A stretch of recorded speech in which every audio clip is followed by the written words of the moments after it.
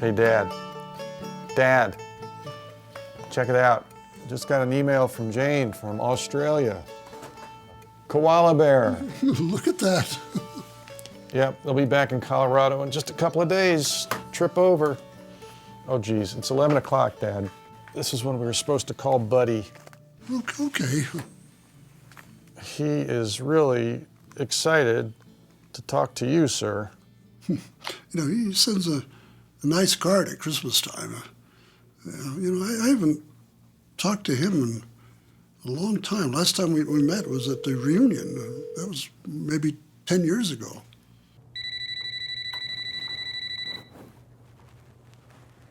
Hello? Hello, Buddy. Hey, it's Paul Williams. Oh, Paul, I've been expecting your call. Is your father there? Yeah, he's right here. Hang on a second. Hello, buddy. How are you, Lieutenant? Oh, it's just so great to hear your voice. I'm so grateful. I got in touch with Paul, and he got me in touch with my lieutenant. Oh, it's nice to talk to you, buddy. Look, I will tell you how much I appreciate those notes you write me every Christmas time. They're really great. Well, Paul sent me a copy of your book, and that book has done so much for me. I can't begin to tell you. It brought me back to all those towns I'd forgotten. All the guys in the unit. Some I hated, some I liked. How did you manage to keep track of all that stuff? Did you keep a diary?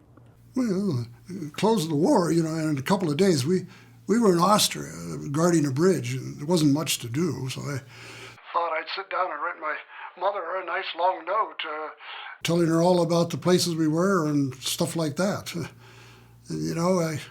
I guess that could substitute for a diary. Well, it's a professional job, sir. And, I need to call you sir. I need to call you Lieutenant. I can't just call you Tom. Oh, I know. I know I've been working on you for years to do that. You all right? Yeah, I'm all right. I've got my own little room with my son's family here in Jersey. And I had to give up driving, but they take me everywhere. So it's okay. You know how it goes. Well, I know everything goes slower now. It takes a long time to get not much done. You betcha. It's just so great talking to you. And there's one thing I need to have you understand. You, sir, were an enlisted man's officer. Well, I hope you understand what I'm saying. You were very special, buddy.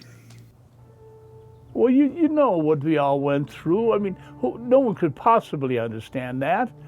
That's right. That's right, sir. Well, Lieutenant, I don't want to keep you. Paul said a short call would be okay. I just wanted to say hello and thank you again for everything. You were one of a kind, and you just hang in there. And it was just an honor talking to you. You bet, buddy. You stay well, too. Oh, yeah. And thank Paul for me for setting this up. And tell him if he's ever in New Jersey, he's got to look me up. Absolutely. Bye, buddy. Bye-bye.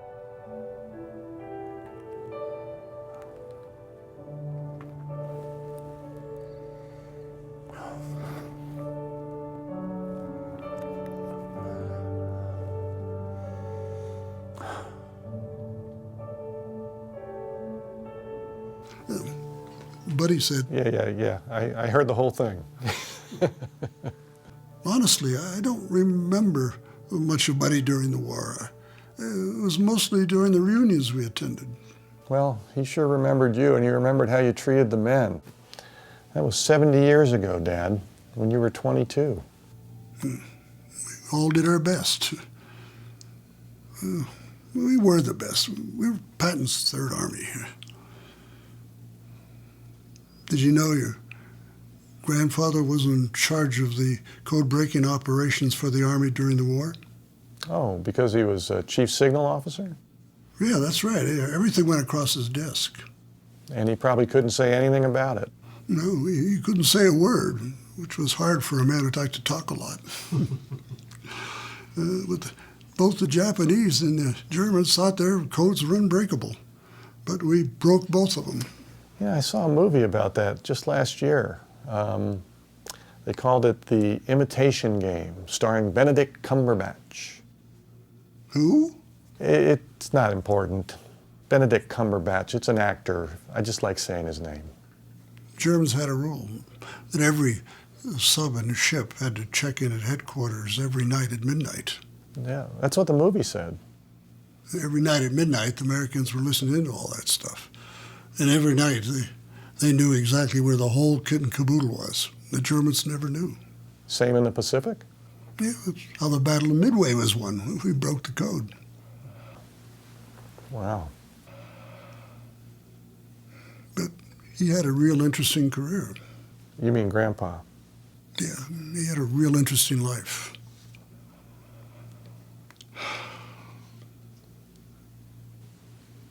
You okay, Dad? Yeah, I was just thinking about when my dad was dying. Yeah, well, what I remember is you going to see him every night at the nursing home when you came home from work. Yeah, he didn't really know who I was when I came. He was agitated most of the time about the nurses or the food. He had a list of complaints I had to listen to. It wasn't very pleasant. No, I bet that was hard. But it was good that you kept going. When I had to leave, he'd brighten up. He'd say, "Well, thanks for coming." Oh, that's sweet, Dad. He appreciated you right up to the end.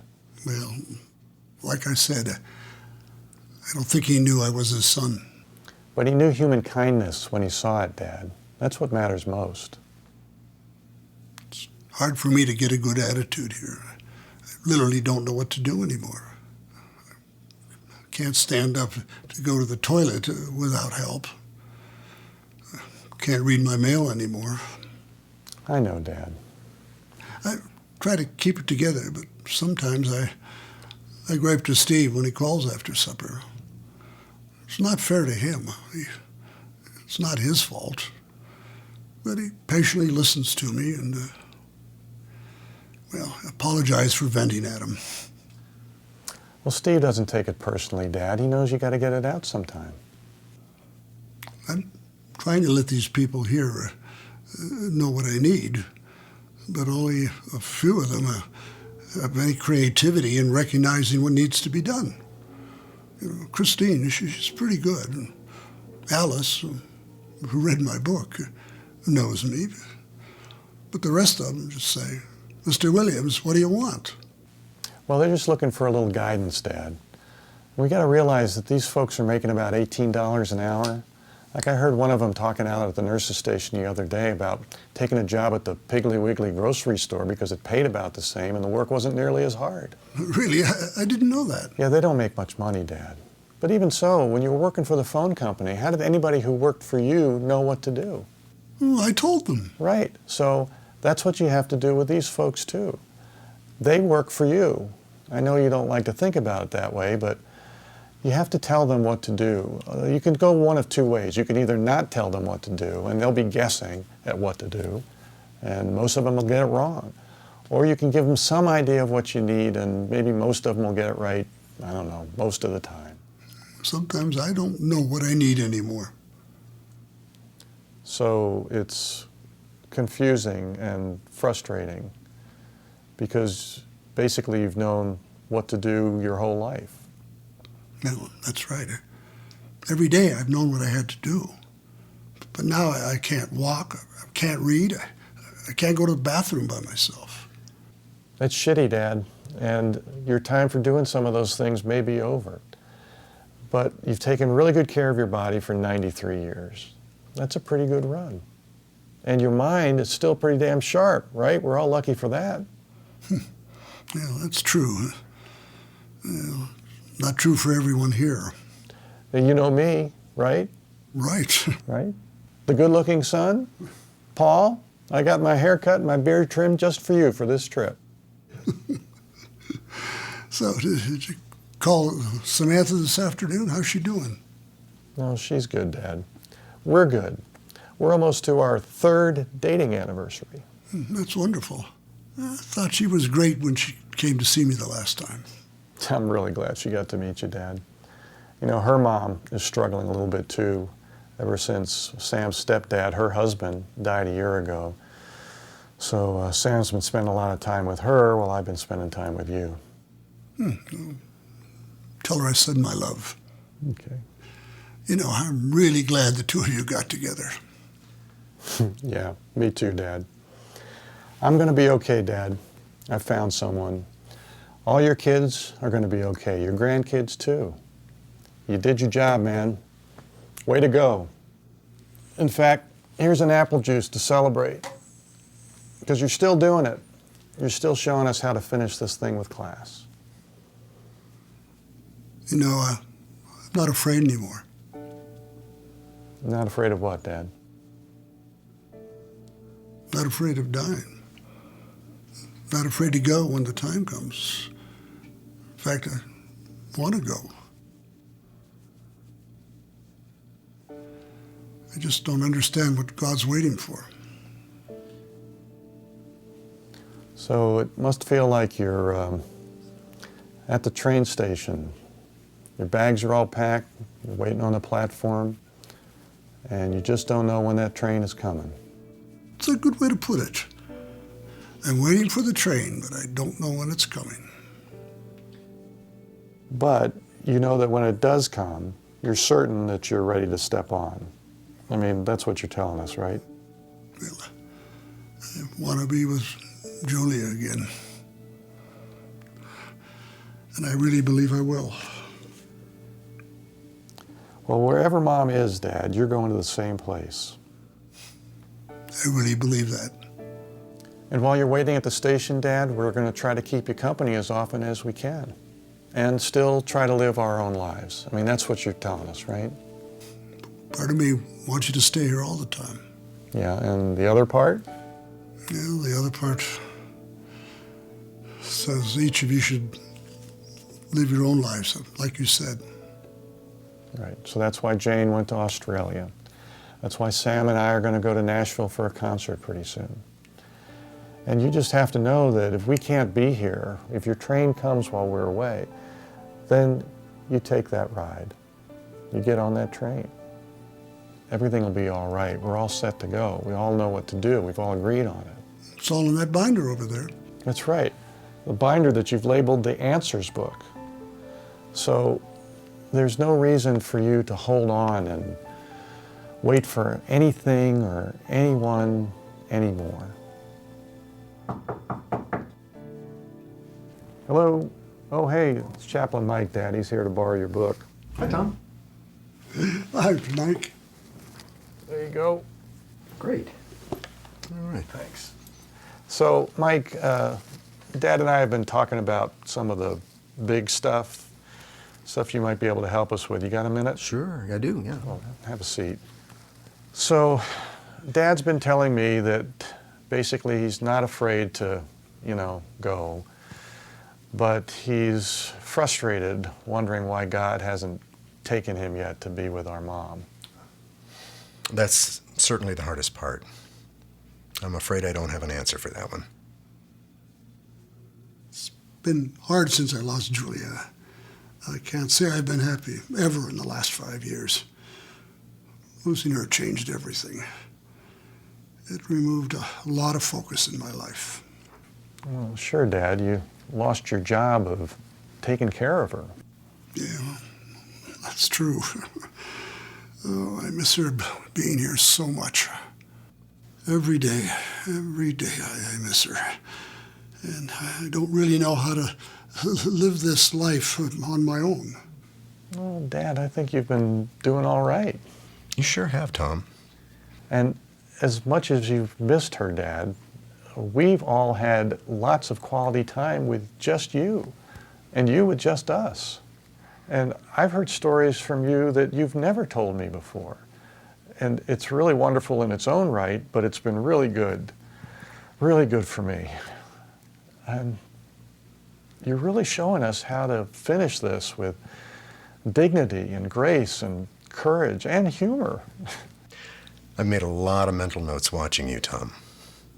And I know when you can't get up and do what you want to do, it's hard. I mean, you wonder, what's the point? Why is God making me wait? But every day still matters. Several times a day, someone comes through here and you're being kind to them, or paying attention to their story, or making a joke with them. All of this is still part of your story. Every breath is part of your story, Tom. And it's okay to be transparent and to show the emotion that you're showing, too. Don't worry about making me cry. Lots of things make me cry, especially the kids. One of my mentors was a man named Bob Copley. He was one of General Patton's Russian interpreters during your war. You may have even crossed paths with him. Anyway, he told me that one time he asked a colleague of his, "What makes you cry?" And the man said, "When I hear or see the truth."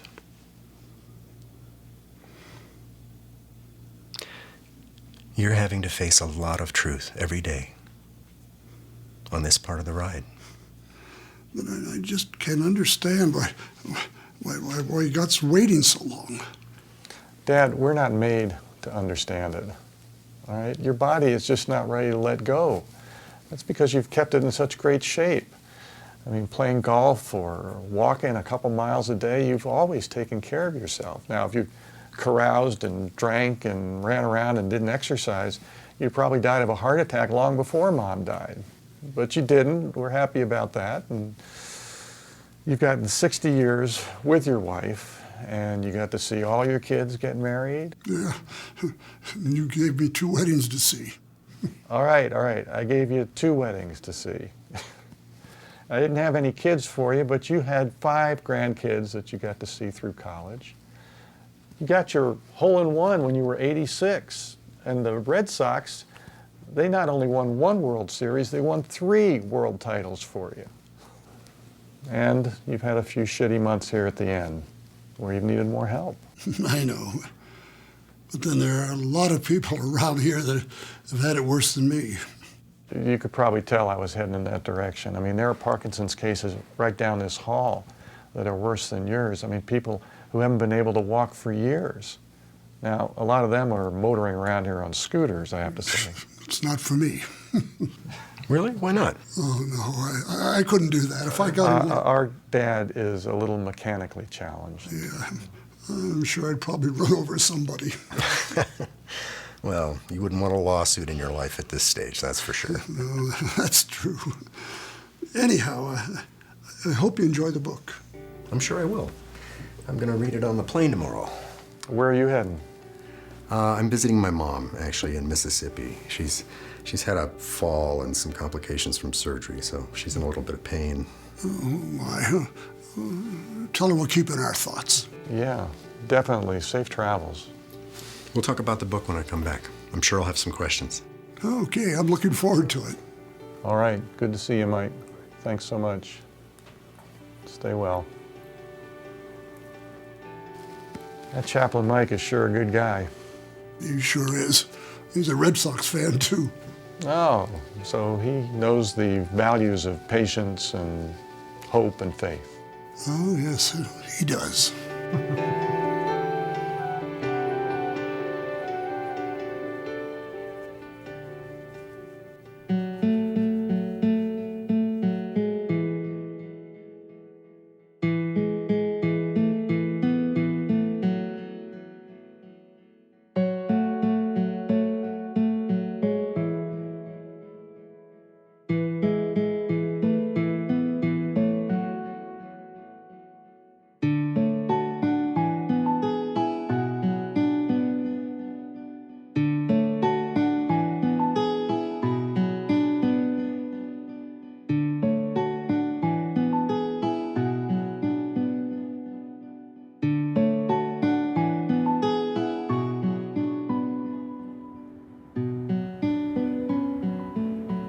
What is it now, Dad?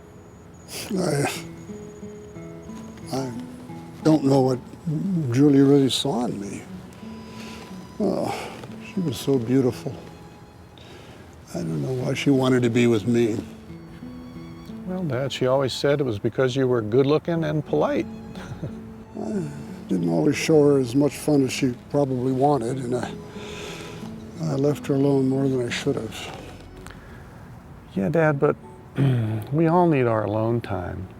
I've had to negotiate that with every partner I've had throughout my life. It's part of who we are. It's part of how we take care of ourselves so that we can be fully present when we are with others.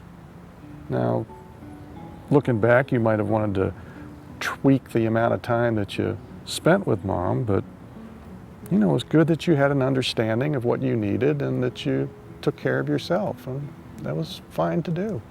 Well, maybe. You know, I was alone a lot when I was a kid. With two older sisters, I kind of did my own thing. Then all the way through school and the Army. Mom made her own fun, Dad. You know, she took responsibility for her own happiness. You know, she made friends and she did stuff with them and did stuff on her own. You know, it's never the job of one partner to make the other happy. Yeah, but you know, I probably should have helped her out more with you kids. I could have been kinder and less strict with all of you. Well, you were just doing what was expected of a parent and a husband in the 1950s and 1960s. And you were modeling after your own dad, probably, the only model that you had.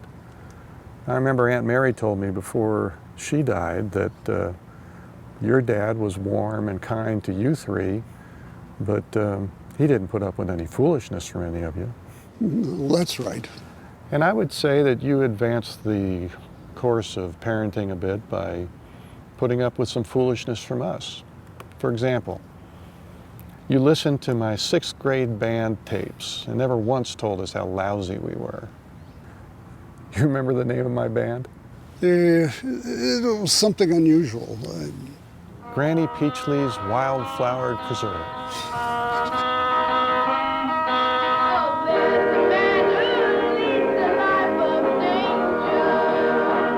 So where'd you get that from? Oh, it was the summer of love, 1967, the summer of Sgt. Pepper's Lonely Hearts Club Band by the Beatles. Turns out they were pretty good. Yeah, well, I still hear them on the sound system here at the home. Well, the Hollywood Strings version of them anyway. But anyway, Dad, safe to say that you are just fine with your kids now. It's just don't worry about it. No regrets. I do have a few. I'm sorry about that one letter I wrote you. Dad, you wrote me a letter every week for 40 years after I went away to college. Which one are you talking about? Politics letter. Oh, I regretted that the minute I put it in the mailbox. Yeah, the politics letter. What was the politics letter? It was like 2003. My dad was always sending me Wall Street Journal articles and conservative columnists. I think he thought he could sway my politics if he just kept at it, you know. So he sent me a column praising Colin Powell's defense of the U.S. intervention into Iraq at the UN, you know, the one that was built on phony intelligence. And normally I wouldn't try to battle my dad's right-wing news stream, but this time I sent him a column from a left-winger that picked apart Colin Powell's testimony bit by bit. And how did he react? About a week later, I got this letter from him that said, "Do not proselytize to me," and "knock it off," in big bold letters underlined. It was pretty harsh. How'd that feel? It felt like 1969 again, you know, with us kids at the kitchen table. Every time we try to comment on current events as teenagers, you know, he would say, "Where'd you hear that?" Or, "You don't know what you're talking about." So, I mean, feeling words are sad, mad, glad, afraid. Which was it? Everything except glad. And how did you handle it when he brought it up again? Well, Dad, that letter stung. But I told you that years ago. I mean, we were probably sitting right here talking about it. I told you why it hurt. I mean, you even apologized for it before I could get those words out of my mouth. But you listened to me and we talked about it, and We just agreed to disagree and not talk about politics anymore. Yeah. Politics doesn't seem very important to me now. Yeah, well, I noticed you're not watching the news or asking me to read the political news to you. I think that's a pretty good call, because this campaign this year, it is ugly. There's not much of a choice. Yeah, see, we can pretty much agree on that, so why don't we just leave it there? I could have been kinder and less severe with Julia. Well, I was kinder later on when we retired, but I could have got to that sooner. Well, it's good enough that you got to it later. You had many years of kindness and support with her, and she felt that. Really, no regrets, Dad. Well, there you go, saying no regrets. I think everyone has some regrets. Well, I just recently started thinking differently about regrets, Dad. Because to me, life is full of T intersections on a trip that you're a little bit lost on, right? So anytime you come to a T intersection, you've got to decide whether to go left or right, right? So you make that choice, and then you find out that it's either a smooth road or it's a bumpy road. And then, sure enough, you're going to hit another T intersection, and you just take what you learned from that last one and make another choice. Anytime I hit a T intersection in my life, I felt like I did the best I could with what I saw, what I knew, what I felt, and I'm sure you've done that too. Like Teddy Roosevelt. What about Teddy Roosevelt? Roosevelt defined success as doing your best with what you have, where you are. Right, Dad, and you've always done that. Yeah, maybe so. Anyway, I'd invite you to forgive yourself these regrets, because by TR's definition, you've succeeded your whole life, especially in these hard times at the end. I regret you never had the chance to raise a son or a daughter. Yeah, well, both of my married partners and I, we were never sure about it. And our siblings had plenty of kids, so I think if you're not sure about kids, you just shouldn't have them. And since both of those marriages ended up in divorce, it's probably for the best. But, you know, I had 3 years of helping to raise Michael when I was dating Amanda before we broke up. And I still see Michael every week. In fact, I took him to the ballpark. We played catch for an hour last week. Oh, yeah? Yeah, he's pretty good. He's getting big. He's like 13 now. You know, I was really glad I finally had a chance to meet him a few years ago. Yeah, well, he enjoyed meeting you too, Dad. By now you've met just about everybody in my tangled extended family, I think. Yeah. It's kind of getting around to supper time. Well, actually, Dad, it's just 3:30, so they're not going to be bringing you any food for a couple of hours. But let's do this. I'll wheel you back to the room, and you can close your eyes, take a nap maybe. I'll go back to the guest room, check my email, maybe do a little bit of work, and then I'll catch up with you at dinner time. You will get something to eat, won't you? Oh yeah, I'll go by the cafe and pick up a sandwich or something, and I'll bring it up to the room. Maybe we'll have dinner together up there. You just need to relax for a little bit. It's pretty much all I do now. Well, I'm sure I've worn you out with all my philosophizing. No, it's all right. All your kids are different. You know, Steve, he comes to me, all we talk about is sports, and it makes me forget all this stuff. And you show me another way to think about it, and that helps things get better. And Jane, well, Jane is Jane. You know, she lifts my spirits up. She always has some family photos to show me. She helps me do the chores. I wish I could do myself.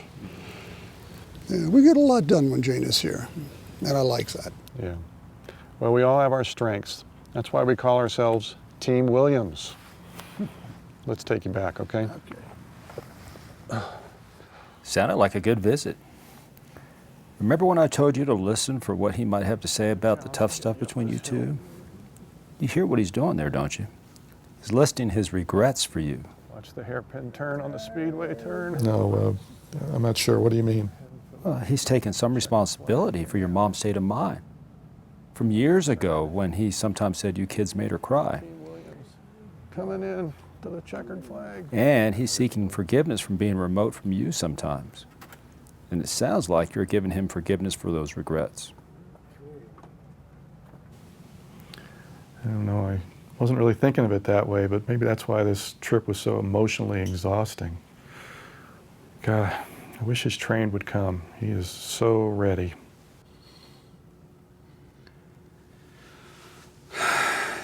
You know, normally, I'm not supposed to talk about my stuff, but I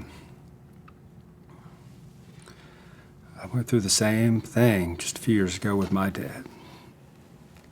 He was 97, and he went through some dementia, and he was bedbound too, just like your dad is, and it was brutal to watch. I'm sorry, Don. It's just so sad that most state laws don't allow a person who wants to die to move the process along. I saw this documentary. It was from one of those states, Oregon or Washington, that allows it.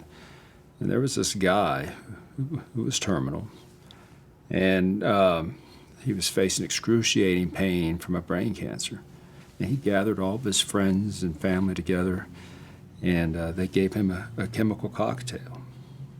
And it showed him sitting on the couch after he drank it. And he says, "Wow, I can really feel it." And in 3 or 4 minutes, he was gone. And it's what he wanted. Right. It was really kind of beautiful. Do you even know what the laws are in North Carolina? Oh, well, you know, it's the Bible Belt, so it's not like the Northwest for sure. Boy, I sure hope by the time you and I go that our state comes around. Yeah, me too. So, when should we meet again? Oh, you know, 2 weeks should be fine, unless something happens. And if it does, can I call for a quick session, do you think? Oh, yeah, sure. Just try me. We'll find a time. All right, thanks. Hey.